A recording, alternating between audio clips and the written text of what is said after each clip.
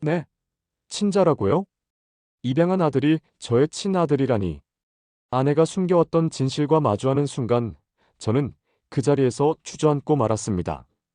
저의 이야기를 끝까지 들어봐 주세요.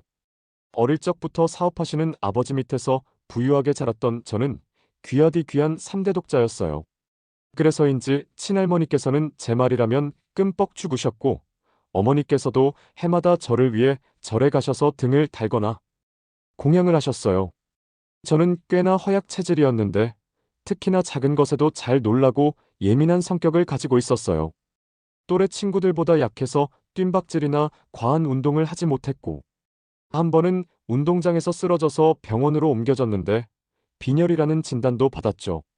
아버지께서는 사내 녀석이 빈혈이냐고 윽박 지르셨고 저희 친할머니와 어머니께서 제가 죽을 거 마냥 놀라시며 그날부터 저에게 빈혈에 좋다는 이것저것을 막 해다 주시기 시작했어요. 그 중에서도 핏물이 뚝뚝 떨어지는 소간을 먹을 때는 정말 너무 곤욕스러웠죠. 저는 비위도 약했는데 그 소간 맛을 느끼기가 싫어서 참기름장에 듬뿍 찍어서는 두 눈 질끈 감고 먹었던 기억이 나네요.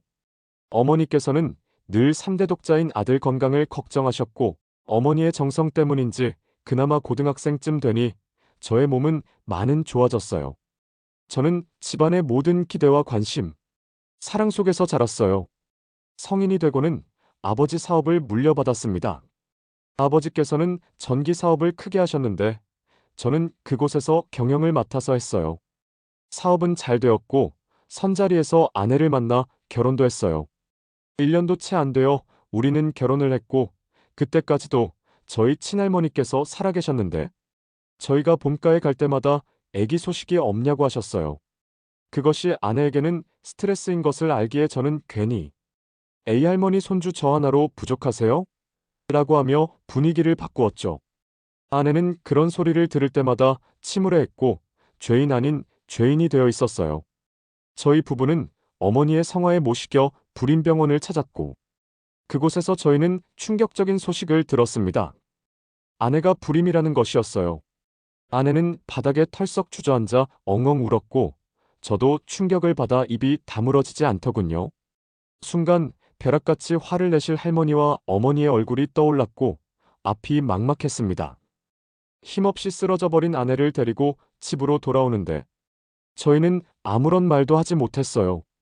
집에 들어와서 여보 괜찮아? 이제 어떻게 해요? 할머님, 어머님 아시면 난리 날 테고 당장 이혼하라고 하실 거예요. 아내는 또 눈물을 흘렸고 여보, 우리 지금까지도 잘 살았잖아. 할 수 있는 거 다 해보자. 걱정 마. 그렇게 저는 2년 동안 시험관 시술을 했지만 아내와 저의 바람과는 달리 임신은 잘 되지 않았습니다. 친할머니께서는 돌아가시는 순간까지도 저희 임신 소식을 기다리셨지만 저희는 끝끝내 좋은 소식을 들려드리지 못했습니다. 아이를 갖기 위해 유명하다는 한약을 다 지어 먹어도 보았지만 아무런 소식이 없었고 시험관 시술 받는 것도 호락호락하지 않아서 아내는 몸과 마음이 많이 지친 상태였어요. 아내에게 우울증이 찾아왔고 그런 아내를 지켜보는 저도 힘들었죠. 하루 종일 일에 치이고 집에 돌아와 늘 우울해하는 아내를 보고 있는 것이 지쳐가고 있었습니다. 그러다 아내는 지푸라기라도 잡는 심정으로 점집을 찾아다니며 비싼 복채를 주고 부적을 써오기 시작했어요. 제 베개며 지갑이며 심지어 속옷에도 부적을 말아서 박음질 해놓았더라고요. 저는 한숨밖에 나오지 않았고 이건 집이 더 이상 집이 아니었고 숨 쉬고 사는 게 아니었어요. 아내는 점점 더 예민해져 갔고 아내와의 싸움이 잦아졌습니다. 연애 때도 신혼 때도 싸움 한 번 안 했던 아내와 저희였는데 임신이 되지 않자 하루다 멀다 하고 싸우기 일쑤였어요. 그로부터 2달이 지나도 저희에게는 아무런 좋은 소식이 없었어요. 아내는 실망과 낙심에 하루하루를 너무 힘들어했습니다. 제가 도와줄 수 있는 것이 없기에 저 또한 이런 나날들이 너무 힘에 부쳤죠. 아내를 위로할 만한 여유도 아내의 몸을 챙길 여유도 없어졌고 점점 더 아내와는 멀어졌습니다. 직원들을 붙잡고 퇴근 후 한잔하러 가는 날들이 많아졌어요. 그날도 회식을 하고 2차, 3차까지 술이 술을 먹는 것처럼 마셔댔습니다. 이렇게 술을 먹으면 지금 이 답답함에서 벗어날까 싶어 미친 듯이 마셨던 것 같아요. 이제 그만 집에 가자는 직원들은 기어이 데리고 2차, 3차를 데리고 갔어요. 정신없이 마시고 숙취로 잠을 깨서 눈을 떴는데 제가 누워있는 곳은 저희 집이 아니었어요. 너무 놀라서 벌떡 일어나니 한 모텔방에 낯선 여자가 누워 있었습니다. 정신이 아찔했고 도대체 이게 무슨 일인가 싶어 기억을 더듬는데 어렴풋이 3차로 갔던 술집에서 제 옆자리에 앉아있던 여자의 얼굴이더군요. 저는 너무 충격을 받았고 죄책감에 사로잡혔습니다.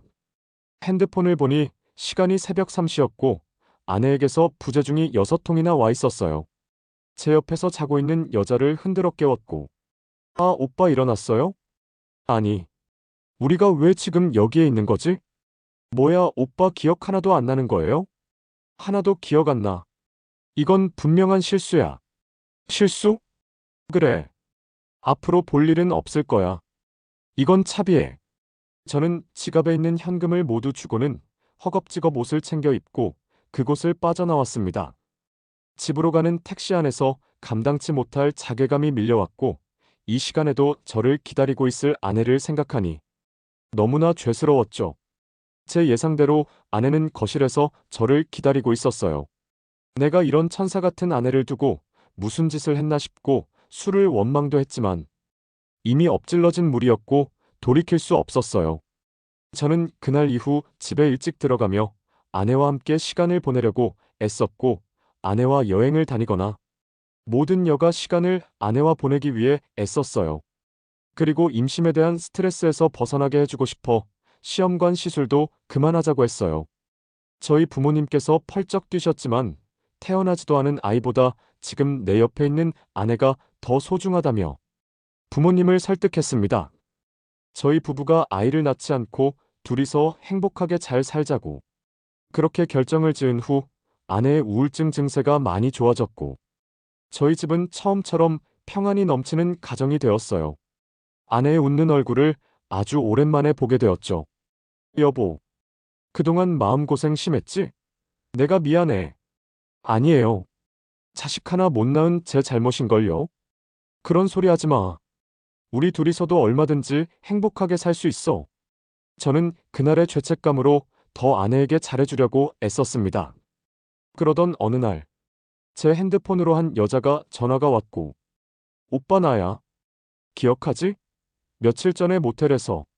저는 너무 놀라서 핸드폰을 떨어뜨릴 뻔했습니다. 내 연락처는 어떻게 한 거지? 이렇게 연락할 이유 없을 텐데. 이유가 있으니 연락했지. 우리 만나서 얘기해. 나는 당신을 만날 이유가 없으니 다시는 연락하지 마. 저는 그날 하룻밤을 빌미로 돈을 요구할 것이라는 생각에 2번 다시 연락하지 말라고 전화를 끊었고 바로 수신 차단을 해버렸습니다. 잊고 있었던 그날 일이 생각나면서 저는 또다시 견딜 수 없는 죄책감과 자책감이 밀려왔어요. 정말 시간을 되돌릴 수만 있다면 그날로 되돌리고 싶었어요. 아내에게 너무나 죄스러웠습니다. 그렇게 몇 달이 흐르고 아내가 저에게 긴히 할 말이 있다고 하더군요. 여보, 무슨 일이야? 여보, 우리 아이를 입양하는 거 어때요? 응? 입양이라니? 당신이 삼재독자인데 내가 아이를 못 낳으니 우리 가슴으로 낳아 잘 키워봐요. 당신이 시어른들 설득해서 입양하는 걸로 말씀드려보세요. 입양을 생각하지 않았던 것은 아니었습니다. 그러나 자기 속으로 낳지도 않은 자식을 제 자식처럼 키우는 게 어디 쉽겠나 싶어 아내에게 말할 엄두도 못 내고 있었어요. 물론 저도 자신이 없었고요. 그러나 아내의 생각은 확고했습니다. 입양처도 알아두었다고 하더군요. 저는 저희 부모님을 겨우겨우 설득해서 입양을 하기로 결정했고 3개월 후 천사 같은 아이를 입양했습니다. 태어나자마자 버려졌다는 아이는 너무나 예뻤고 저희 부부에게는 선물 같은 존재였어요. 어떤 사연으로 이 아이가 세상에 태어났는지는 알 수 없으나 태어나자마자 버려진 아이가 너무가 가여워서 저와 아내는 정말 누구보다 이 아이를 잘 키우고 싶었죠. 아내는 정말 제 속으로 낳은 자식처럼 아이를 사랑으로 돌보았어요. 신생아라서 거의 2시간 간격으로 깨는데 저는 도저히 못할 것 같은데 아내는 밤잠을 설쳐가며 아이를 돌보았어요. 정말이지 세상의 어머니들은 다 위대하다는 것을 자식을 키워보니 알겠더군요. 아이는 건강하게 잘 자라주었어요. 우리 세 식구는 굳이 입양 가정이라는 것을 알릴 필요도 없었지만 아무도 입양 가정인 줄 몰라봤어요. 사람들은 저희 가족을 보며 정말 화목해 보인다고 했고 아들이 아빠를 쏙 빼닮았다고 말했습니다. 그러고 보니 아들은 클수록 저를 닮았어요. 특히나 눈매와 콧대가 저랑 똑같아서 어딜 가나 아빠 붕어빵이라는 말을 들었고 성격은 아내를 닮아서 늘 진중하고 말썽 한 번 안 부리고 착하게 자라주었죠. 정말 하늘에서 저희 가정에 예비한 아이 같았어요. 이렇게 예쁜 아이가 저희 집으로 입양되어서 너무나 감사했죠. 우리 세 식구는 참 행복했습니다. 처음에는 얼굴도 안 보려도 했던 부모님도 입양한 아들을 저희 호적에 올리고 막상 아들 얼굴을 보여드리자 부모님께서는 마지못해 손자로 받아주셨습니다. 시간이 지나자 그래도 저와 비슷하게 닮은 아들을 손주로 인정해 주셨고 티는 많이 내지 않으셨지만 뒤로 많이 챙겨주셨어요. 그러다 아이가 중학교에 입학할 때쯤 저는 갑자기 왼쪽 눈이 안 보여서 병원을 가게 되는 일이 일어났습니다. 당뇨 합병증으로 인한 것이었어요. 저는 오랜 세월 당뇨약과 고혈압 약을 먹었는데 근래 회사 일로 극심한 스트레스를 받게 되면서 눈에 이상이 온 거라고 했어요. 왼쪽 눈은 거의 실명 위기였고 오른쪽 눈은 시력이 나오기는 하는데 상태가 좋지 않다고 했습니다. 빨리 박리 수술을 해야 된다고 했고 지체할 것도 없이 저는 바로 수술을 했습니다. 그리고 2달이 지나지 않아 오른쪽 눈도 수술해야 했습니다. 눈 수술을 하고는 24시간을 엎드려서 지내야 했는데 물론 밥을 먹을 때도 고개를 숙이고 먹어야 했죠. 그것이 너무나 견디기 힘들었고 하루에 6번씩 시간을 맞춰 눈에 약을 넣는 것도 힘들었습니다. 그런 제 옆에서 아들과 아내는 저의 손과 발이 되어 주었어요. 저게 왜 이런 불행이 왔다 싶어서 하루에도 수십 번씩 낙심하고 절망했지만 그때마다 아들과 아내 덕분에 견딜 수 있었어요. 그러나 불행은 계속되었습니다. 저희 회사와 거래하던 거래처 2군데가 부도가 나면서 공사대금을 받지 못하거나 자재값을 받지 못해 저희 회사 또한 부도를 맞았습니다. 2차, 3차 계속되는 부도에 저희 집은 물론이고 저희 부모님 댁에도 온통 빨간 딱지가 불었어요. 집도 경매에 넘어가게 생기면서 더 이상의 회생이 불가능한 지경에 이르렀습니다. 그러던 중 저는 한방중에 경련을 일으키며 구급차를 타고 응급실에 실려갔고 그곳에서 청천벽력 같은 말을 듣게 되었습니다. 만성신부전으로 인한 발작. 다음날 정신을 차리고 보니 응급실 처치실이었고 옆에서 아내와 아들이 울고 있었죠. 의사는 제게 신장이 정상인의 10%밖에 남지 않았다고 했습니다. 저는 그게 무슨 말인지 알지 못했고 신장이 뭐하는 장기인지도 몰랐던 터라. 그럼 선생님 어떻게 해야 하는 건가요? 신장이 제 기능을 못하면 신장 투석을 하거나 신장 이식을 해야 합니다. 네, 지금 제 콩팥이 문제라는 건가요? 당뇨약을 그렇게 오래 드렸는데 피 검사는 왜 그렇게 정기적으로 안 하셨어요? 저는 회사 일이 바쁘다는 핑계로 제 몸을 돌보지 못했습니다. 당뇨와 고혈압이 있는데도 술자리를 했고 음식 조절이나 운동도 하지 않았어요. 그러는 사이 제 몸은 엉망이 되어 있었어요. 회사가 부도가 나서 온 식구가 길거리에 나앉게 생겼는데 제 몸뚱아리마저 도와주지 않았어요. 제 옆에서 울고 있는 아내와 아들을 보니 가슴이 무너져 내렸습니다. 신장 투석을 하려면 먼저는 팔의 혈관 확장 수술을 하고 빨라야 2달 뒤부터 투석을 할 수 있다고 했는데 당장에 그 혈관 확장 수술로 할 수 있는 형편이 아니었어요.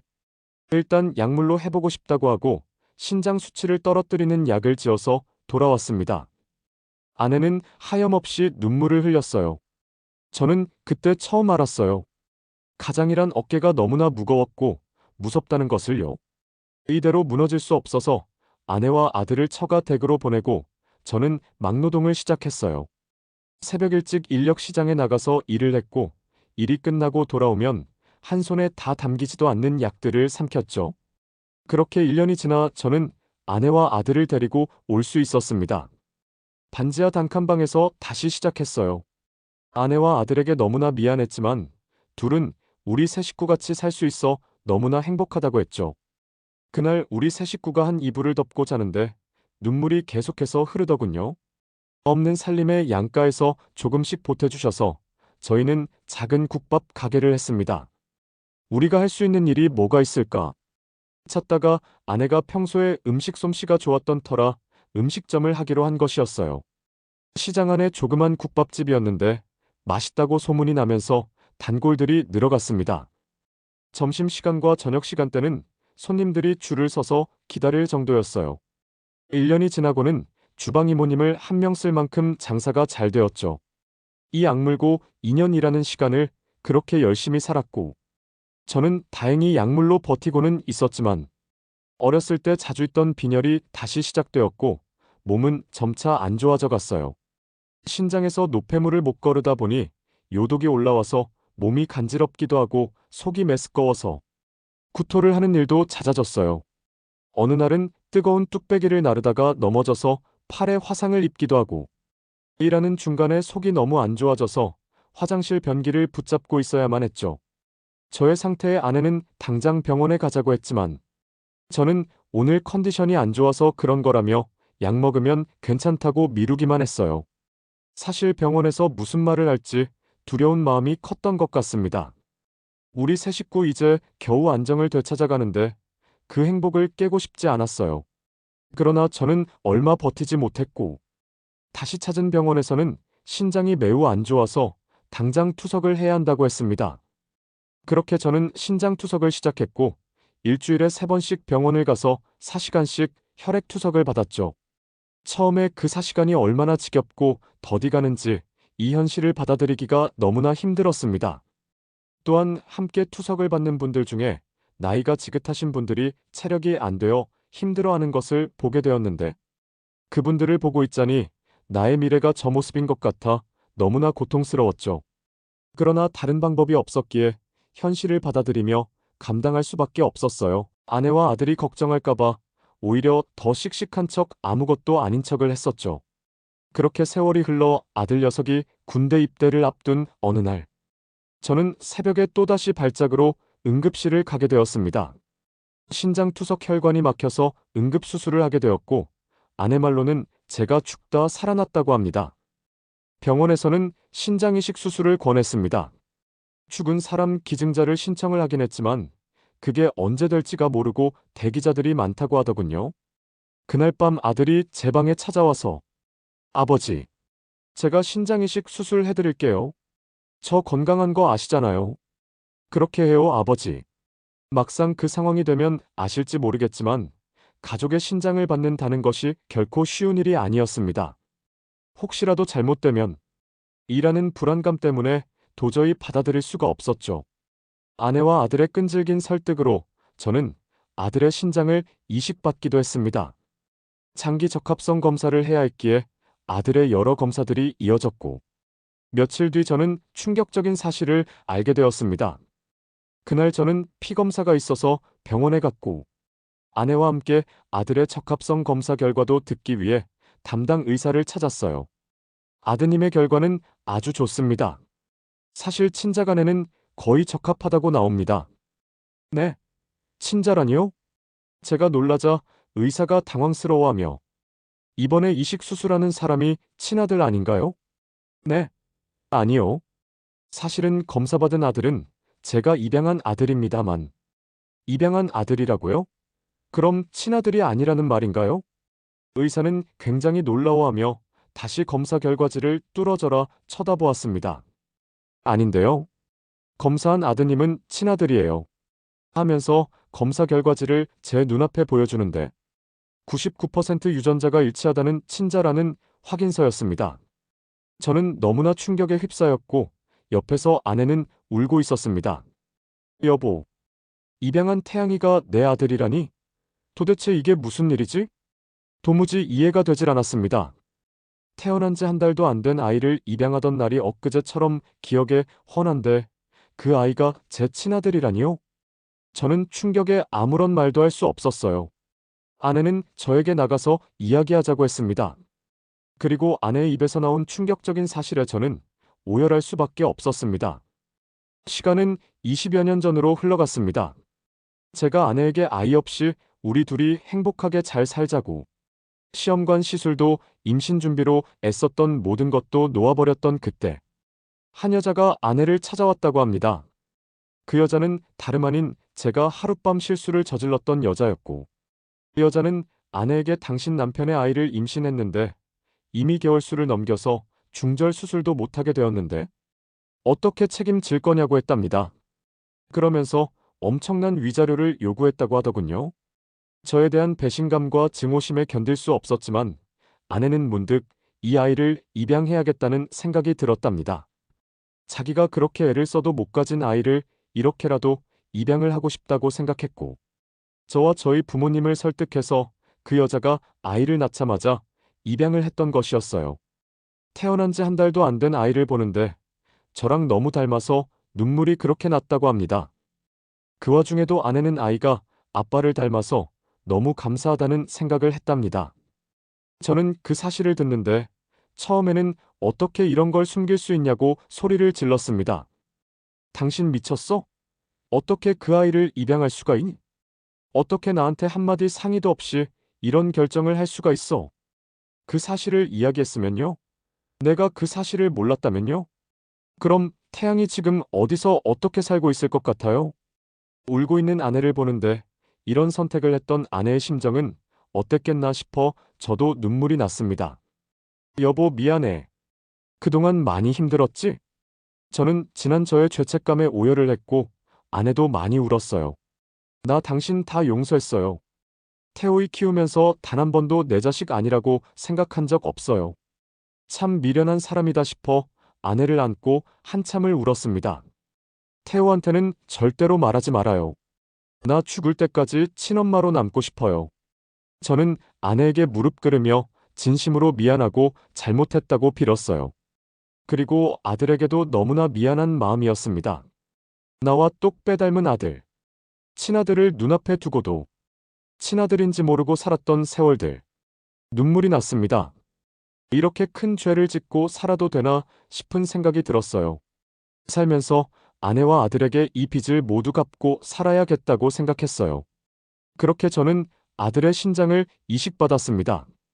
저도 아들도 모두 후유증 없이 건강하게 수술을 잘 되었고, 저는 아들 덕에 새로 얻은 신장으로 예전에는 먹을 수 없었던 음식들도 실컷 먹을 수 있게 되었어요. 모든 것이 너무나 감사했습니다. 저는 지금은 아주 건강한 삶을 살고 있어요.